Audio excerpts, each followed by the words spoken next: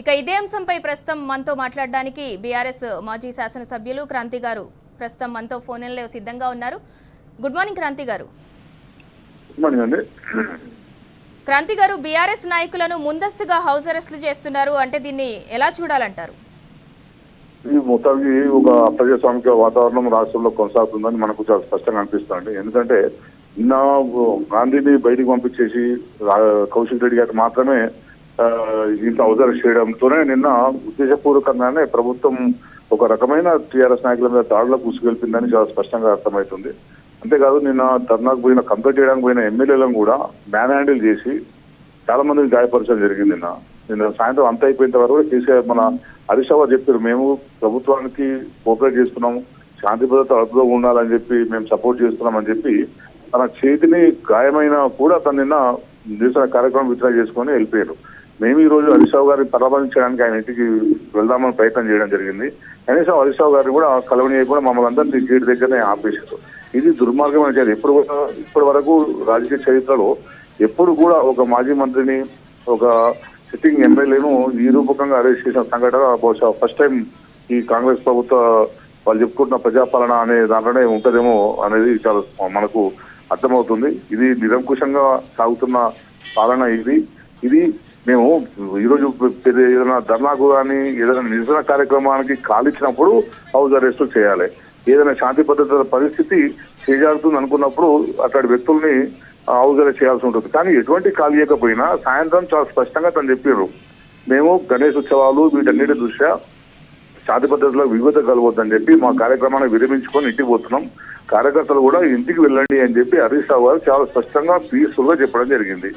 ఇప్పుడు మేము ఆయనకు దెబ్బతలినప్పుడు నిన్న మేనేజ్ చేసినప్పుడు గాయమైంది, మేమందరం పరామర్శించకపోతే నేను ఎక్స్ఎమ్మెల్యేని, అట్లాగే సుంట గారు సిట్టింగ్ ఎమ్మెల్యే గారు మాజీ మంత్రి తను, అట్లాగే కవిత గారు తను కూడా మాజీ ఎమ్మెల్యే, అట్లాగే మాజీ ఎంపీ గారు, మా జెడ్పీ చైర్పర్సన్ జైపాల్ రెడ్డి గారు, అట్లాగే మోహిత్ గారు, సతీష్ రెడ్డి గారు, అనేక మంది, అనంత్ రెడ్డి, ఇంకా రామ్ ధర్మారెడ్డి, చాలా మంది కాంగ్రెస్ నాయకులు ఎవరైతే అక్కడ నిరసిస్తున్నారో వాళ్ళందరూ కూడా అరెస్ట్ చేయడం జరిగింది. దీన్ని అందరూ కూడా తీవ్రంగా నిరసన చెప్పాల్సిన అవసరం ఉన్నది. ఎందుకంటే ఎవరైతే ప్రజాస్వామ్యవాదంలో ఇట్లాంటి దుర్మార్గమైన చర్య, నువ్వు కనీసం మనుషులు కలవలేని ఒక దుర్మార్గమైన పరిస్థితి ప్రభుత్వ హయాంలో ఉందంటే రేపు ఇంకా ఎట్లా ఉంటుందో మనం అర్థం చేసుకోవచ్చు. మేము కూడా అక్కడ ప్రొటెస్ట్ చేస్తుంటే మేము 10 మంది 20 మంది ఉన్నాము, ప్రొటెస్ట్ చేస్తుంటే కూడా ప్రొటెస్ట్ చేయొద్దు మీరు అని చెప్పి నిరసన తెలిపే హక్కును కూడా తగరాస్తున్నారు. ఇంకొకటి ఏంటంటే అది ప్రైవేట్ బిల్డర్స్, అవి ప్రైవేట్ అపార్ట్మెంట్స్, అవి అక్కడ ప్రైవేట్ అపార్ట్మెంట్స్ దగ్గర వీళ్ళ ఆధిపత్యం ఏంది ఎక్కడ పోవడానికి?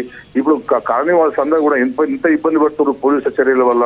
వీళ్ళు లేని శాంతి భద్రత సమస్యలని ఈ పోలీసు అధికారులే సృష్టిస్తున్నది ఇక్కడ అర్థమవుతుంది.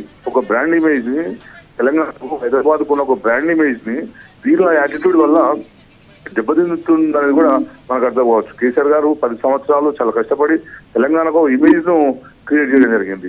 వీరి చర్యల వల్ల, వీరి నిరంకుశ అనాలోచిత చర్యల వల్ల తెలంగాణ బ్రాండ్, హైదరాబాద్ బ్రాండ్ దెబ్బతింటుంది.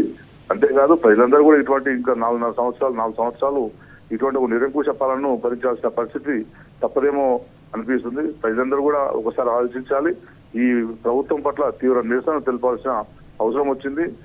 నిన్న ఒక ఎమ్మెల్యేను హౌస్ అరెస్ట్ చేసి ఇంకో ఎమ్మెల్యేను ఆయన మీదకి ఉసుగొల్పినంటే ఇది రౌడీ ప్రభుత్వమా లేదా కూడా ప్రజా ప్రభుత్వమా? అసలు వీళ్ళు ఈ రాష్ట్రంలో శాంతి భద్రతలు ఏం చేద్దాం అనుకుంటారు? ఒక బాధ్యతాయుతంగా ఉన్న ప్రభుత్వం ఇది అనే అనుమానాలు ప్రతి ఒక్కరిలో వ్యక్తమవుతున్నాయి. నువ్వు కౌశిక్ రెడ్డి గారిని హౌస్ అరెస్ట్ చేసినప్పుడు నువ్వు ఎందుకు గాంధీని హౌస్ అరెస్ట్ చేయలేకపోయిండ్రు? ఎందుకు గాంధీని ఉసుగొల్పిండ్రు? గాంధీని ప్రభుత్వమే ఉసుగొల్పింది అంటే ఈ ప్రభుత్వమే శాంతి భద్రత సమస్యని క్రియేట్ చేద్దామని చెప్పి ప్రయత్నం చేస్తుంది. ప్రభుత్వమే కుట్రదారుగా ఉన్నది ఈ సంఘటనలది మనకు అర్థమవుతుంది. కనుక మనం ఇప్పుడు ఈ రాష్ట్రాన్ని బతికించాల్సిన బాధ్యత మన మీదనే ఉంటది. అందరూ కూడా ఎవరైతే ప్రజాస్వామిక వాళ్ళు ఉంటారో, ఎవరైతే ప్రజానీకం ఉన్నారో అందరూ కూడా ఈ ప్రభుత్వ చర్యలు నిరసించాలి. ఈ రోజు ఏదైతే దెబ్బలు తగిలి తన ఇంట్లో ఉన్న హౌస్ అరెస్ట్ చేసిందో అక్రమంగా, వెంటనే హౌస్ అరెస్ట్ వచ్చి హరీష్ రావు గారిని కూడా బయటికి పంపాలి. అట్లాగే ఇప్పుడు అరెస్ట్ చేసిన వాళ్ళందరూ కూడా వెంటనే విడుదల చేయాలని చెప్పి మేము డిమాండ్ చేస్తున్నాం. రైట్, థ్యాంక్ యూ క్రాంతి గారు.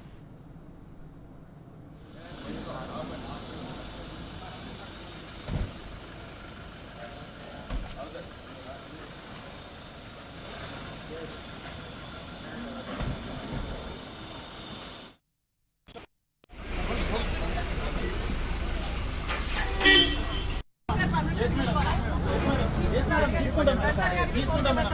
తీసుకుంటాం మేడం.